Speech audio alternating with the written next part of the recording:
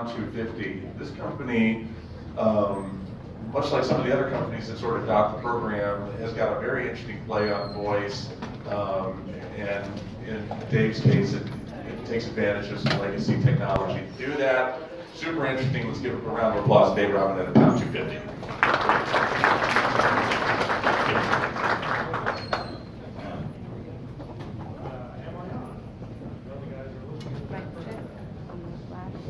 All right, here we go. Well, I'm the Uncola of the day because I'm not a developer, not a voice AI agent, not even a brand. But I think I got something that could be useful to all of you. Somebody told me once, if you read a book or hear a speaker, if you retain one idea out of that talk or that book, it's a success. So my one point is going to be about reach, right? If you're a marketer, a key to adoption, right? We're all here with a really cool skill or application or platform, but to get adoption, you need reach. You know, everybody who wants to use the platform has to be able to use the platform, and it's got to be simple. That's why traditional radio is great. At least it used to be in every single car, still is for the most part, and you press a button and it's on. So that has reach and simplicity. So imagine for a second if Google, the Google search engine, only worked on Lenovo laptops, right? That would severely restrict the utility and adoption of Google. Or let's say text messaging only worked on Sprint phones, right? You wouldn't be able to text your friend who's got a Verizon phone, for example, right? Or what if water only came out of Kohler faucets, right? So in all these, you consider all these cases kind of preposterous if they didn't work everywhere, right? And at minimum, highly restricting on the rolling out of the technology. Think again, every single one of us got here today on a legacy platform that is device independent. It's called the roadway system, right?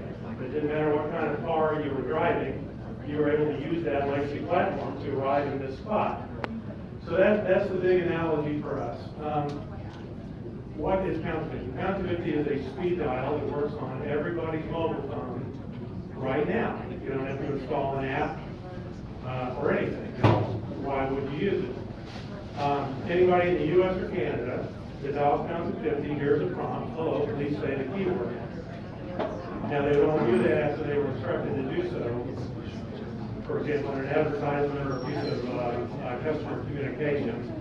But the whole idea is that you say the keyword, which could be a single word or short phrase, and then you are engaging with a brand or an application or a skill or a Google action, and everybody can access it, right? And they just say the keyword or short phrase, and then they're interacting with the brand, and also they're interacting in the way the brand wants them to interact. For example, if you do a general Google search, right, oh, I want to talk to LifeLock, you get search results. You don't necessarily get connected to LifeLock. And you may get connected to the LifeLock corporate office, but not the unique inbound number where they want to take the call, or they've got a trained live rep who knows how to handle your particular inquiry. So, again, here's the one point I want to make to everybody, is that reach is essential. And right now, as Brett will attest, he did, only 26% of adults have access to a smart speaker, or own one, let's say. So why wouldn't you want your Alexa skill for Google Action, or some of the other brilliant applications we've seen here, why wouldn't you want the whole world to be able to access that? Well, they can if they could do it through their mobile phone, but also on the simplicity and the removing obstacles to adoption is you don't even have to load an app first. You don't have to go to the App Store and download the app first. You can just dial Count 50, say the wake word, the brand name, and then you're engaging. You can suddenly make what you've got accessible to the whole world in a very low friction manner.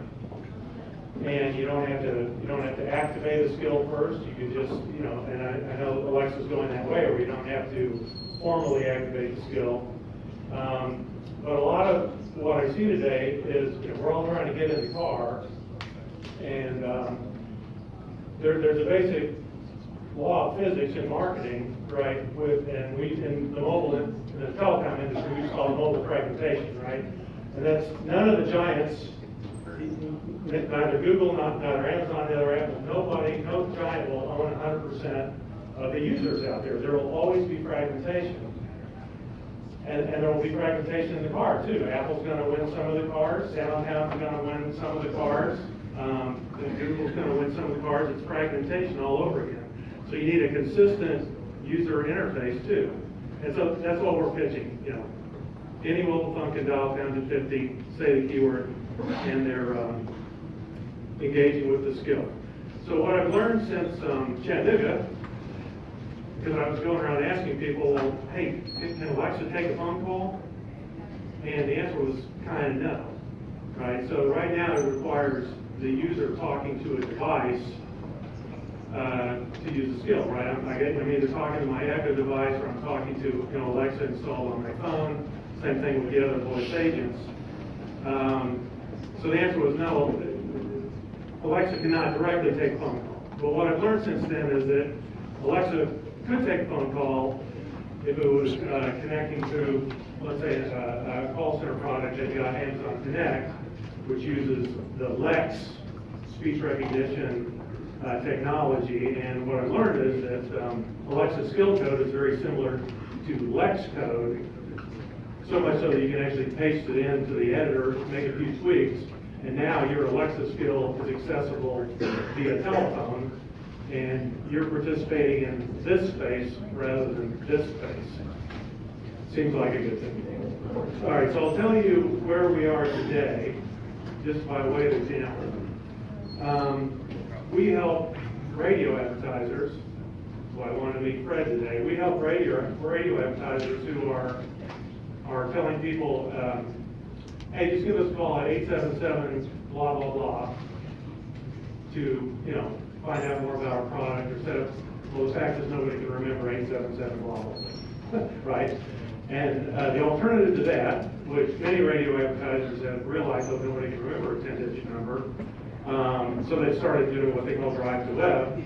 Well, what they also fail to recognize is that 8 out of 10 broadcast radio listeners are driving, so they can't go to the website because they're busy driving, and they can't or shouldn't be texting a keyword to a short code, and they can't even dial 1-800-PROGRESSIVE when they're driving, right? But by contrast, they can press the Bluetooth button on their steering wheel, say dial pound 250, they get the prompt, they say Pizza Hut or whatever brand they're after, and they're engaging in a hands-free manner.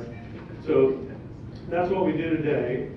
And back to the ubiquity, Pound 250 works on all these carriers, which means it works on 99% of the mobile phones that there are in the U.S. and Canada. So that's your ubiquity. I've talked about our current model is direct response radio advertising, but my grand delusions of grandeur vision is voice portal to anything, right? Say the keyword and you're engaging with app, brand, skill, what have you. What do we have? Oh, the other thing that this could be used for is to escape your native ecosystem. So in addition to possibly providing telephony access to an Alexa skill, we can also provide the same access to any voice agent. So we've heard some of the speakers talk about a platform in the car where you can use your choice of voice agents. But we could also do that, through the Pound 250 platform. And oh, by the way, it's not limited to just Lexus, where they might have this. We could set up any voice agent as a keyword on our platform, and then connect, via Lex or Dialogflow on the Google Home side of things, And then anybody with a mobile phone can be interacting with their voice agent of choice. So it's a way for Apple users to start using Cortana or Google or even Watson. And it could be a way that these players can start engaging with all kinds of consumers without having to first go do an OEM deal to get in a specific car or on a specific device. So in a way, this is why I call it the Unpola. It's a way of transcending device-specific or auto-specific environments that only restrict your audience. So I guess I'll stop there and take questions. Yeah. So I'm confused about that slide. So, This one? I know, the one before, you said